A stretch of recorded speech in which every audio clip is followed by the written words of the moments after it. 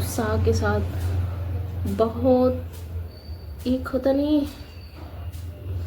Hope के साथ paper देने गई थी। फ्रेंड, बहुत सारे क्वेश्चन आप लोग के थे कि यूपी ट्रिपल एससी एनएम में क्या हुआ, और बहुत सारे मैसेज आप लोग कर रहे थे, तो उसका मैं जवाब देना चाहती हूँ कि अभी आयोग की तरफ से कुछ भी जवाब नहीं आया है। जैसे जवाब आता है हम तुरंत आप लोग को अपडेट देंगे। और एक क्वेश्चन, दो क्वेश्चन बहुत ज़्यादा देख रहे हैं, मेरे कमेंट में आ रहा है, जो मैं वीडियो डाली हूँ उसको जाके आप देखिएगा। उसमें ये कमेंट ज़्यादा आ रहा है कि री एग्ज़ाम होना चाहिए, री एग्ज़ाम नहीं होना चाहिए। तो हम सबसे पहले बताते हैं कि आज अभी कोई लड़का या लड़की, दो लोग होते, दोनों का एग्ज़ाम होता तो अलग सिचुएशन होती, और अभी लड़कों का एग्ज़ाम होता तो अलग सिचुएशन होती। अभी सिर्फ लड़कियों का एग्ज़ाम है, जिसमें अलग सिचुएशन है। मेरा कहने का मतलब जो है, आप लोग जरूर सुनिएगा क्या मैं कहना चाहती हूँ। पूरी वीडियो आप देखिएगा, तब बताइएगा, तभी कमेंट में आप जाके ये चीज़ आप रियलाइज कर पाएंगे कि मैं क्या कहना चाहती हूँ। तो सबसे पहले मैं ये कहना चाहती हूँ, देखिए हमारे मम्मी पापा होते हैं, हम बहुत बड़ा वीडियो नहीं बनाना चाहते हैं इसको, लेकिन हमारे मम्मी पापा होते हैं, दादी बाबा होते हैं, लेकिन और दादी बाबा दो लोग होते हैं। फ्रेंड, जो पहले तो हमारे घर में हमारे मम्मी और पापा और दादी और बाबा होते हैं, ठीक, सबके घर में होते हैं, किसी के घर में कभी नीचा, मतलब बात एक कहना चाहते हैं, जो हम आप लोग को समझाना चाहते हैं वो समझने की एक बार आप कोशिश करिए, हो सकता है मेरी बात से आप समझ पाएँ। तो क्या होता है कि हमारे जो पापा होते हैं और बाबा, दोनों लोग की सोच एक मैच करती है, ठीक है, कुछ सोच हमारी उनकी मैच करती है, लेकिन जो हमारी मम्मी और हमारी दादी रहती हैं उनकी सोच में बहुत डिफरेंट रहता है। तो कहने का मतलब ये है, पहले तो हम अपनी सोच को चेंज करें, क्योंकि हम यहाँ लड़कियाँ हैं, तो हम अपनी सोच को एक करने की कोशिश करें। जो बार बार ये कह रहे हैं कि एग्ज़ाम नहीं होना चाहिए, एक कोई कह रहा है एग्ज़ाम होना चाहिए, तो पहले हम अपनी सोच को एक करें, फिर कोई डिसीज़न ले। देखिए, हम ये नहीं कह रहे कि एग्ज़ाम नहीं होना चाहिए, ये नहीं कह रहे कट ऑफ नहीं, हम कौन होते हैं डिसाइड करने वाले, हम कुछ भी नहीं, बस हम अपनी बात आप तक पहुंचा रहे हैं, आपको समझाने की कोशिश कर रहे हैं। तो हमारा यही कहने का मतलब है, पहले हम अपनी सोच को एक करने की कोशिश करें, फिर दोबारा कुछ होगा।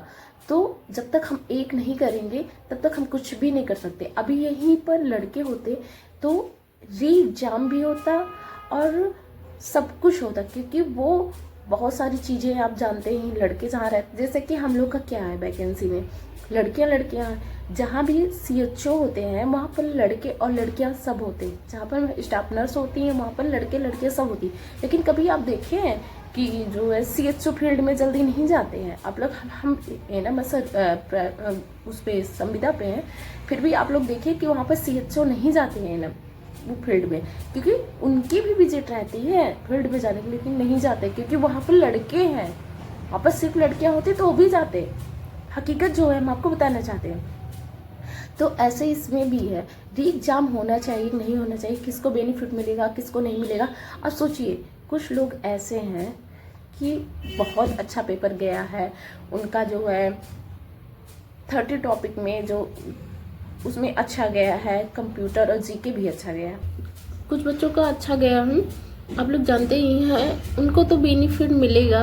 अब कुछ बच्चों का तो ये ऐसा हुआ है कि वो पहले कंप्यूटर देखकर अपना जो मेंटली वो है प्रिपेयर नहीं हो पाया, अच्छा पेपर नहीं गया। लेकिन इसमें जानते सबसे पहले सबसे ज़्यादा घाटा किसका है? सबसे ज़्यादा घाटा उसका है जो 40+ वाले हैं, जो उनको लास्ट अटेम्प्ट उनको मिला है, उनके लिए घाटा है। क्या होता है ना कि उनके पास फर्स्ट चांस वही, लास्ट चांस वही था, समझ लिया, और हो सकता है किसी का फर्स्ट चांस भी रहा हो, तो उनके लिए री एग्ज़ाम होना ज़्यादा ज़रूरी है। हम अपनी सोच अपनी जो है अपने लिए किसी और का क्यों बेकार करना। तो कहने का मतलब है, जब मान लो आयोग री एग्ज़ाम कराता भी है तब भी ठीक है, नहीं कराता तब भी ठीक है, हम लोग कोई भी इसमें कुछ भी नहीं कर सकते हैं। मान लो एक लोग हैं ना, हम आपको बताएं 45 साल की हो जाएगी, फर्स्ट अटेम्प्ट उनका है। अब सोचिए वो उनका चल लीजिए खराब गया पूरा। और कुछ चीज़ें मतलब अपने थ्रू ना दूसरे के थ्रू देखिए ना तो ज़्यादा समझ में आपको आएगा। ये हम क्यों बोल रहे हैं, मेरी भी बहुत ज़्यादा फाइनेंशियल स्थिति बहुत अच्छी नहीं, आप लोग देख रहे हैं। ये देखिए अभी इसमें कांच लगवाना बंद तोड़ दिया था। क्यों बताना चाहते हैं, इसलिए बताना चाहते हैं, कांच लगवाना लग नहीं पा रहा है। संविदा की नौकरी जानते हैं, जीने खाने भर की होती है, बस ऐसा आराम की ज़िंदगी नहीं होती, बस जी लो खा लो, बस उतना ही है, इनफ है। तो सब लोग सोच रहे हैं जॉब पाने के लिए, हम इसलिए आपको नहीं कह रहे हैं कि एग्जाम ना हो। मैं तो सोच रही हूँ सब कुछ जो जिसकी जैसी सोच है वो अपना पॉइंट व्यू रख सकता है, लेकिन उनके लिए सोचिए, आगे वाली पीढ़ी के लिए सोचिए कि वो बेचारे क्या करेंगे। कंप्यूटर भी पढ़ेंगे, जीके जीएस भी पढ़ेंगे, मतलब उनको कितना ज़्यादा दिक्कत का सामना करना पड़ेगा। अभी तो हम लोग कर ले रहे हैं, हम ही जैसे तो होंगे कि आज हम सरकारी नौकरी जैसे पा जाते हैं तो हम अपने सोचेंगे आने वाली पीढ़ी को भी हम मोटिवेट करें कि वो भी एनएम करके सरकारी जॉब ले ले। जब ऐसे रहेगा तो कौन करेगा सरकारी जॉब, एनएम का कोर्स कोई नहीं करेगा। कंप्यूटर और जीके पढ़ेगा तो अदर चीज़ की तैयारी करेगा कि एनएम का करेगा। मैं यही नहीं समझ पा रही हूँ। री एग्ज़ाम होना ना होना मेरे ऊपर नहीं डिपेंड करता, लेकिन हमारी सोच जो है उसमें सोच थोड़ा सा एक हो जाओ इसमें, क्योंकि ये सबकी लाइफ का सवाल है, एक के लोग के लिए नहीं है ये। हम मानते हैं कि, लेकिन और लोगों के पॉइंट ऑफ व्यू से देखा जाए तो गलत है। किसी का लास्ट अटेम्प्ट था बेचारा, वो मतलब आप सोच भी नहीं सकते। कुछ कुछ लोग ऐसे हैं कि वहाँ तक जाके भी एग्जाम नहीं दे पाए हैं, कितना कष्ट होता होगा। उनकी फैमिली मेम्बर से पूछिए, उनके और सब मतलब बहुत सारी चीज़ें आप हम देखे थे ना, बहुत सारी चीज़ें मेरे दिमाग में घूमने लगती है। अभी बात कर रहे हैं तो मेरा हाथ पैर एकदम कितना भी स्ट्रॉन्गपन दिखाते हैं ना, जब वो चीज़ याद करते हैं मेरा भी हाथ पैर कांपने लगता है। इसीलिए जल्दी हम उस बात पे चर्चा नहीं करने की कोशिश करते हैं, सोचते हैं कि वो स्थिति, वो दयनीय स्थिति सच में पहली बार हम पेपर देखे हैं कि ऐसी स्थिति होती है।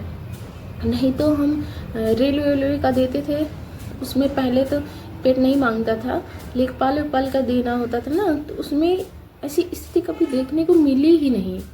इतनी गंदी स्थिति, जितनी गंदी स्थिति थी अब की बार एनएम वाली यूपी SSC एनएम वाली वैकेंसी में, इतनी गंदी स्थिति कभी नहीं किसी पेपर में हमने देखा। और इस पे भी ये है ना कि इसमें हम एक साथ भी नहीं हो पा रहे हैं। तो सबसे पहले हमें एक साथ होना है, फिर जो भी आयोग करेगा उसका डिसीजन का क्या ही कर सकते हैं, पालन ही करना है। चलिए फ्रेंड, सभी को गणतंत्र दिवस की ढेर सारी शुभकामनाएं। कुछ यूज़फुल लगी हो वीडियो तो लाइक और सब्सक्राइब जरूर करिएगा, कमेंट बॉक्स में कमेंट करिएगा, अपना पॉइंट ऑफ व्यू सब रखिए कमेंट के थ्रू। से एक हो सकता है कुछ डिसीजन आगे चल के निकल ही जाए अच्छा वाला, बस भगवान के ऊपर है। हम लोग कौन है, कुछ भी नहीं, बस उनके ऊपर छोड़ दीजिए, जो भी करेंगे अच्छा करेंगे। फ्रेंड मेरे भी जानते ही हैं, मैं भी बहुत सोच के साथ, बहुत उत्साह के साथ, बहुत एक होता नहीं होप के साथ पेपर देने गई थी। सब डिमोटिवेट हुआ फ्रेंड, आप ही नहीं, कोई अपने आप को हिल करना किसी बुक के अलावा हमें नहीं लगता कोई हिल कर पाएगा। या भगवान का नाम जपना, भगवान पे बिलीव करना, बस कोई आपको संतुष्टि। मैं आज भी व्रत हूँ, मैं आज भी उतना ही विश्वास करती हूँ भगवान पे। मेरा पेपर गलत गया सही गया मुझे कुछ भी नहीं पता, लेकिन मैं आज भी भगवान पे विश्वास करूँगी कि जो करेंगे अच्छा ही करेंगे।